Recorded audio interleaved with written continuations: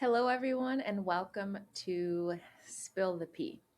This week, we're actually getting into the second book of the five, Exodus. And it's kind of exciting because we technically just had the new year, the earth new year, not the spiritual new year. But as we enter into Exodus, we're preparing for the spiritual new year. So this week we have Shemot, and we'll have the summary of the story, and then we'll dive into the meaning. So we start by hearing all of the names of the children of Israel: Reuben, Simeon, Levi, Judah, Issachar, Zebulun, Benjamin, Dan, Naphtali, Gad, Asher. Joseph died, and all his brothers, and the entire generation. But the children of Israel were fruitful, and all of Egypt was filled with them. So there was this new king in Egypt, and he didn't know anything about Joseph and was like, what's going on here? The children of Israel are more numerous and stronger than we are. So let's figure out a way to outsmart them, because if a war happens, maybe they're going to join our enemies and they'll fight us.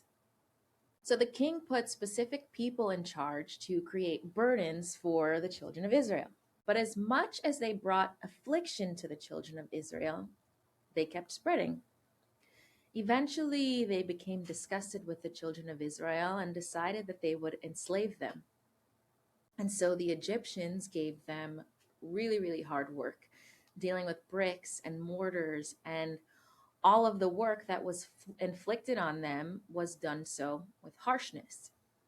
So one day, the king tells the midwives for the Hebrews, if you're helping to deliver for a Hebrew woman and they have a son, kill them. But if it's a daughter, she can live. Fortunately, the midwives feared God, so they didn't do what the king of Egypt asked them. So the boys were able to live.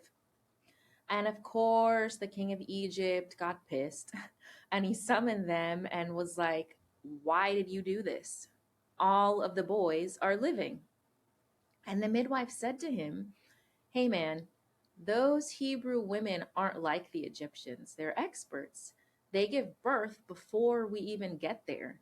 And so God benefited them, and the people increased and became very strong. So then Pharaoh commanded that out of all of the people in Egypt, whoever has a son, they have to throw the son into the river.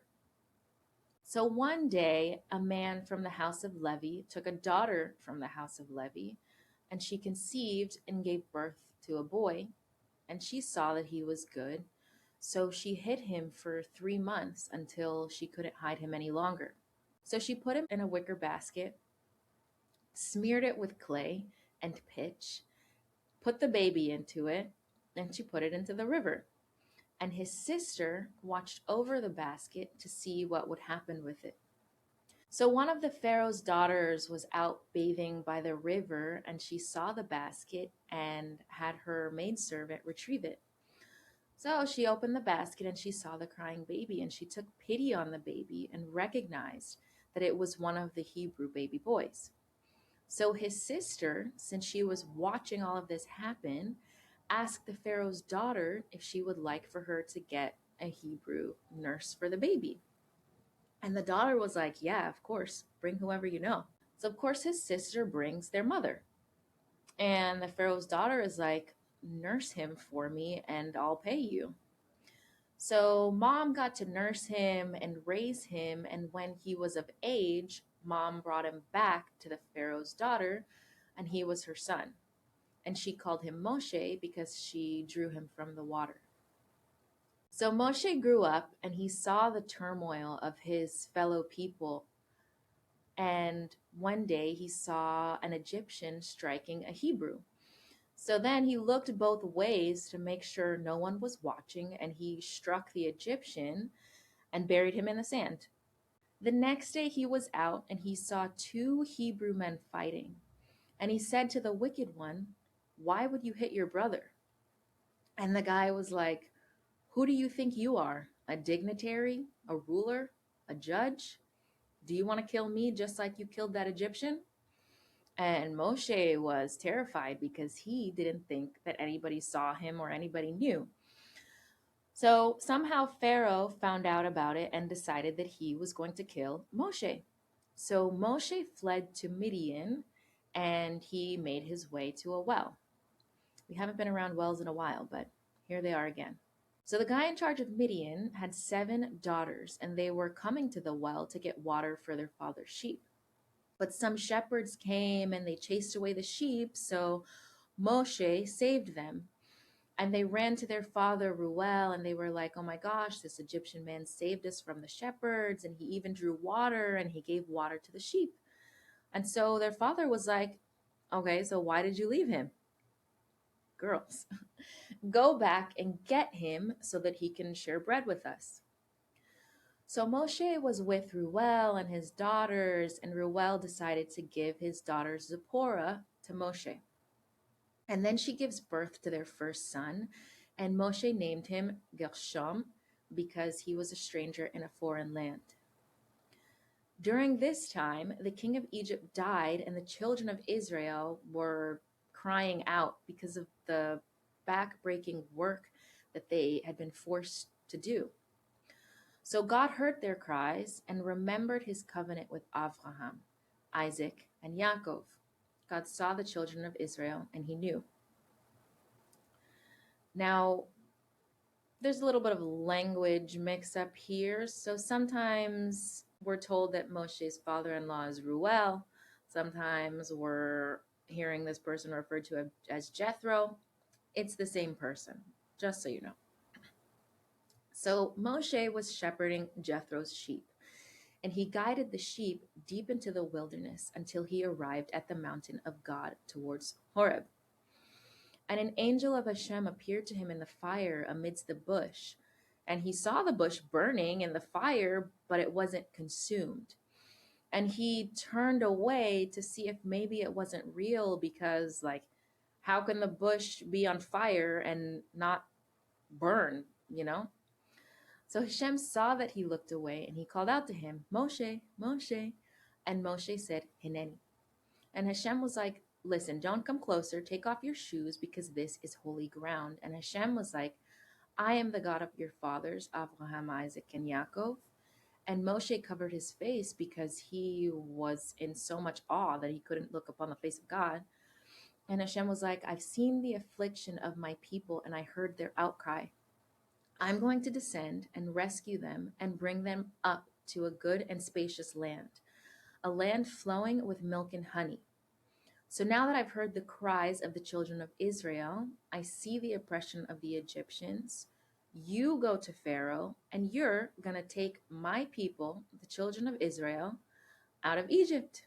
So yalla, let's go." And Moshe is like, "Hold on, pal. Who do you think I am that I'm just going to walk up to Pharaoh and take the children of Israel?" And Hashem is like, "Don't worry, I'll be with you. This is your sign. When you take the people out of Egypt, you will serve God on this mountain." And Moshe was like, "Okay, but so when I come to these children of Israel and tell them that the God of your forefathers sent me, and they ask me what your name is, what am I supposed to say?" And Hashem was like, "Tell them, I shall be as I shall be." Now, if I was Moshe, I would have looked up at him like, "Dude, you're crazy. You want me to tell these people who don't know me that your name is I shall be what I shall be? You can't give me something better than that? Like, really, dude?" Faith. Anyhow, Hashem was like, "Tell the children of Israel, I shall be has sent me to you." And then Hashem was like, "You'll tell them, Hashem, the God of your forefathers, Abraham, Isaac, and Yaakov, has dispatched me to you. This is my name forever, and this is my remembrance from generation to generation. Go to the elders of Israel and tell them that Hashem, the God of your forefathers, appeared to me, saying, I have surely remembered you, and what's done to you in Israel, I will bring you up from the affliction of Egypt to a land flowing with milk and honey." And then Hashem was like, "Don't worry, they'll listen to you, and the elders of Israel will come to the king of Egypt and say, Hashem, the God of the Hebrews, is upon us, so please let us go on this 3-day journey in the wilderness so that we can bring offerings to our God, Hashem. And Hashem was like, listen, I know the Pharaoh isn't going to let you go unless you have a strong hand. So I'll stretch out my hand and strike Egypt with all of my wonders that I'll perform. And then eventually he's going to let you go. I'm going to grant your people favor in the eyes of Egypt so that when you leave, you won't be empty handed. The women will request silver vessels and golden vessels and garments, and you're going to dress your kids, and then you're going to leave Egypt. So naturally, Moshe was like, yeah, they're not going to believe me, and they're not going to listen to me, and they're also going to tell me that you never came to me. So Hashem was like, okay, throw the staff that's in your hand on the ground. So Moshe threw it on the ground, and it became a snake. And so then Hashem was like, stretch out your hand and grab the tail. So Moshe did it, and it became a staff again. And Hashem was like, now they're going to believe that Hashem, God of their forefathers, appeared to you. And then Hashem told Moshe to put his hand on his chest, and his hand turned white like snow. And then Hashem told him to do it again, and his hand turned back to normal. And so Hashem was like, okay, if they don't believe the first sign, surely they'll believe the second. And if they don't believe after that, then you're going to go to the river, take some water, pour it out in front of them, and it's going to turn to blood. So then Moshe was like, I'm not a man of words, not yesterday, not today, not ever. I'm heavy of mouth and I'm heavy of speech. And Hashem was like, well, who made that mouth? Who makes people dumb or deaf or blind or sighted? Is it not me? So get up and go. I'll be your mouth and I'll teach you what to say. And Moshe was like, please just send someone else to do this. I mean, can you blame him? He just had the poo scared out of him, and Hashem got a little upset, and he's like, Aaron is a Levite.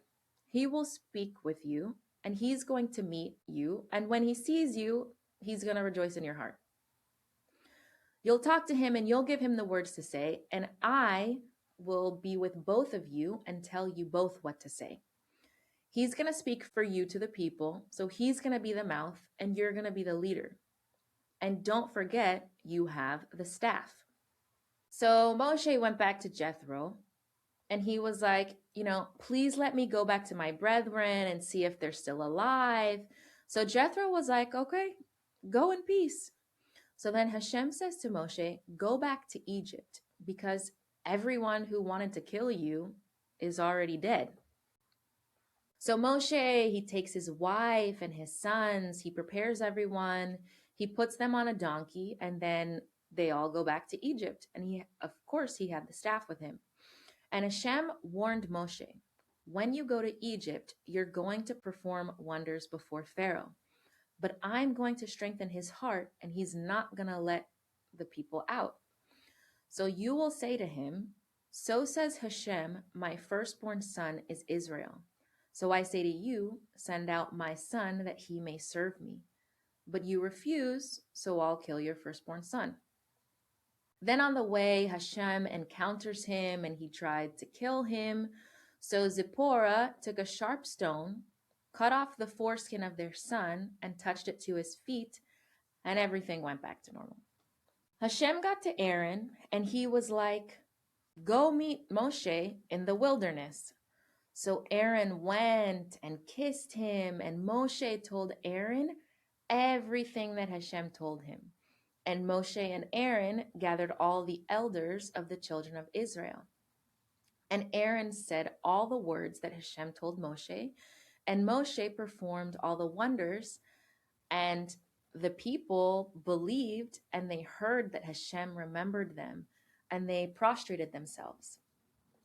So then we fast forward, and Moshe and Aaron get to Pharaoh, and this is when the party starts. So they tell Pharaoh, Hashem told us to tell you that you should send out his people so that we can celebrate him in the wilderness. And Pharaoh was like, who's Hashem that I should care what he says? I don't know him, and I'm definitely not giving Israel away. So they were politely like, well, the God of the Hebrews came to us, and so we need to go on a 3-day journey in the wilderness to bring our God offerings, or else he's going to strike us dead with like a plague or swords or something. And so Pharaoh was like, why are you disturbing people from working? Go do what you need to do. The people of the land are numerous, and you really think that I'm going to take them away from their jobs? So then Pharaoh told all the bosses not to give the workers straw, which I guess they needed to do what they needed to do. And he told them to go out and get their own straw. And he told them not to change the amount of work that they needed to do, even now that they have more to do.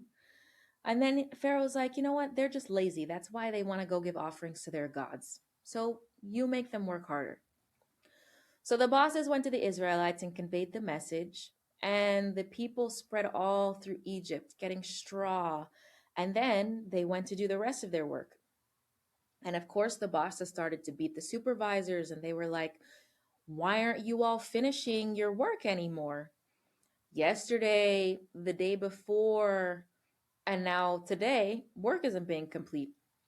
So the supervisors came to Pharaoh and they were like, why are you doing this to us?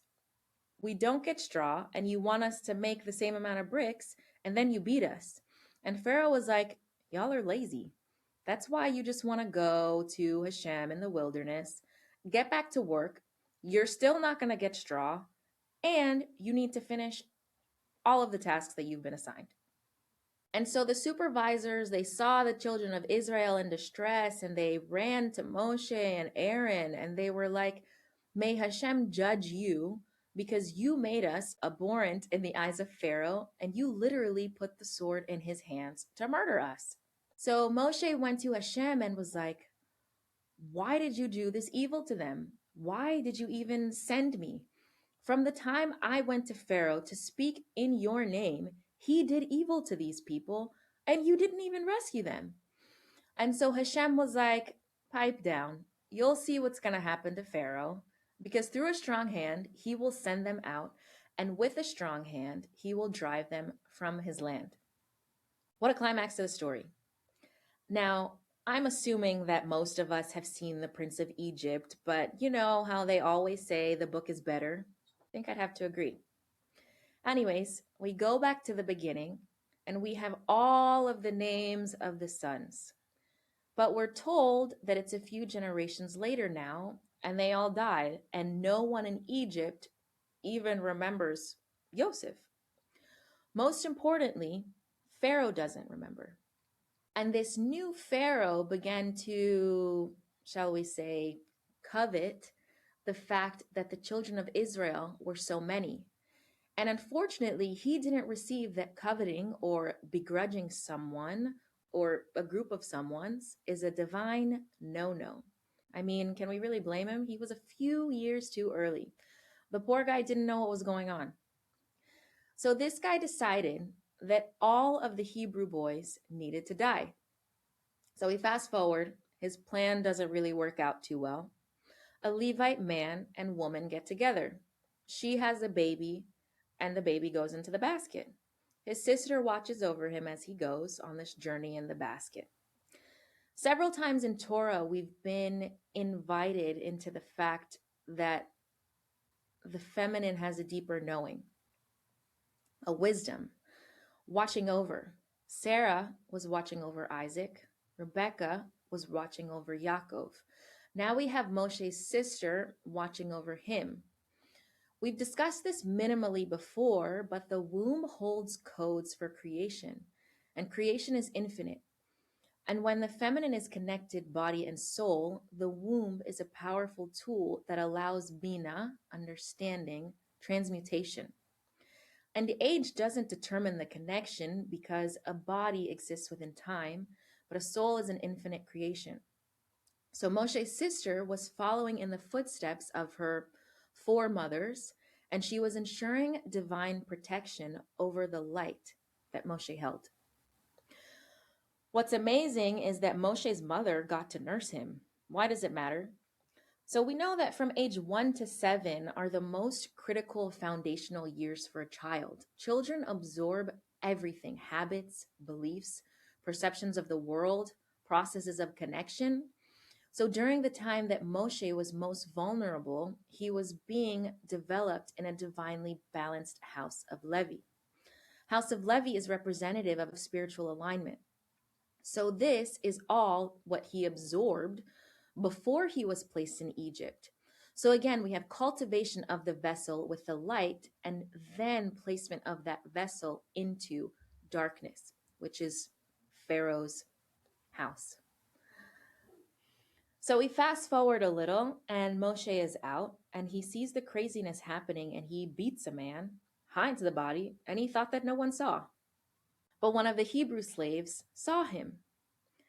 How much more painful is it when our own brother, our own family betrays us?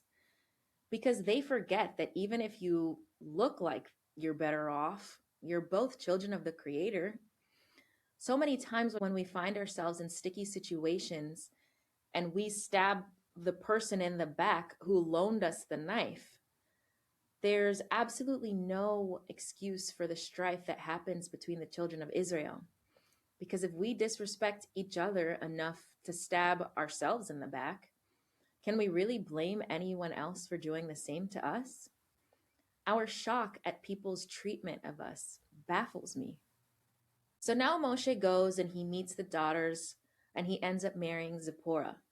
Fortunately for him, during that time, the Pharaoh died and the children of Israel were crying, so Hashem heard their cry. And so one day Moshe is out with the sheep and Hashem appears to him in this fire in the bush and he's like bewildered. And when Hashem calls to him, what does he say? Hineni. And then the conversation goes on and Hashem is like, so you're going to save the children of Israel. And Moshe is like quaking in his boots. So they go back and forth for a bit. And Moshe is finally like, how am I going to do this? I'm not a speaker. I'm not a leader. I am not that guy. Please send somebody else. And Hashem is like, who do you think made you? Like, hello. And this is such a familiar story. And it's funny because we always hear stories about how these kind of timid, humble people like almost fight becoming more. And then they turn out to be like the most perfect person for the job. But what happened? He came to Hashem and he said, Hineni. Hineni is from the heart. And then what? The mind kicked in. And when the mind turns on, fear sprouts. And then we have doubt. And then we have heart palpitations. And then we start thinking about the future and about what he's going to think and what she's going to think. Our minds remove us from Hineni. This is why Mel Robbins has this whole phenomenon with the 5-second rule.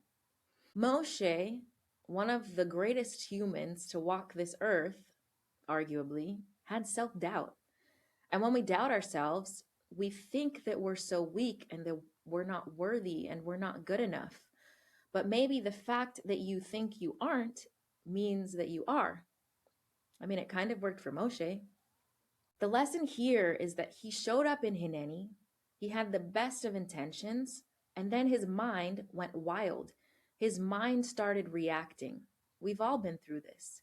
It's a part of our human experience. But we prove to our Creator and to ourselves that we're aligned when we can hear the doubts, drown in the thoughts, take a deep breath or a few, and still say, okay, Hineni.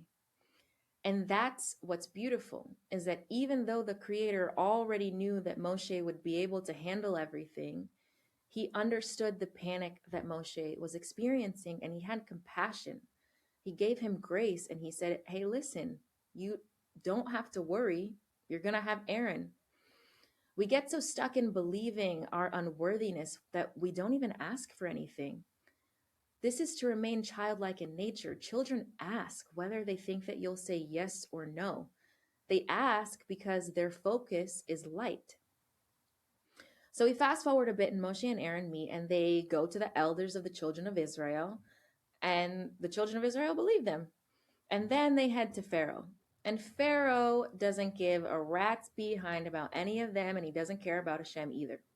And Pharaoh made the children of Israel work harder. And then Moshe and Aaron are judged and cursed a bit. And Moshe goes to Hashem and is basically like, what the fuck, dude? And this happens a lot of times, right? We feel called to do something. So we step out on a limb, so to speak, and we're counting on the Creator to be there. And we keep walking and we look down and we realize that there's no ground under us. And we're so quick to get upset with the Creator, like, what have you gotten me into? But maybe instead of getting upset with the Creator because we're walking with no ground under us, it's better to give thanks to our Creator for encouraging us to step into an elevated version of ourselves. Maybe we don't need the ground under us because our wings are strong enough to fly. Shemot has so many examples of what we might assume would be the Creator leading us into the dark. And a lot of times he does lead us directly into the dark. And we're just having temper tantrums like, how could you put me out here in the dark? But he does it to show you that you are the light. And of course, if you're the light in the dark, you don't immediately recognize yourself as such because, first of all, most of the time we don't really believe in ourselves. But the longer that you stay in the dark, the longer you hold steady illumination. And people seek out lighthouses in the dark. But if you choose not to be the lighthouse, then everyone's going to be stuck in the dark. As Moshe showed us, it's not easy to be a lighthouse. You're often displaced from your family, like Abraham, like Isaac, like Yaakov, like Yosef. All displaced from their families, some by choice, others not. But when you're a lighthouse, people will hate you. Moshe experienced negativity from his brethren, whom he was trying to shed light that they shouldn't be fighting each other. He experienced negativity just after completing the task which he was placed here to do. And most people would have thrown up their hands and given up and would have just been like, screw this. You said you wanted me to do this. Now everything is a mess and I'm out of here. But Moshe returned to the Creator and he wrestled with him. Some people say that our Creator enjoys that we would argue with him, but maybe he's just giving us exactly what we've asked for since Adam and Chava. The free will to choose each moment, to be a part of the process in creating something special on this earth. Moshe co-created with the Creator when he went back to him to discuss the plan and how it was going wrong. Nothing was working. But this is what we wanted, and this is what we get every single time. So don't be a spoiled brat who has a temper tantrum when you get what you ask for. The Creator gives us the desire, which shows us just an ounce of what we're capable of having. Don't walk away from that just because he's asking for your input or your special touch while in the creative process with you. Thanks for joining us, and we'll see you on the next one.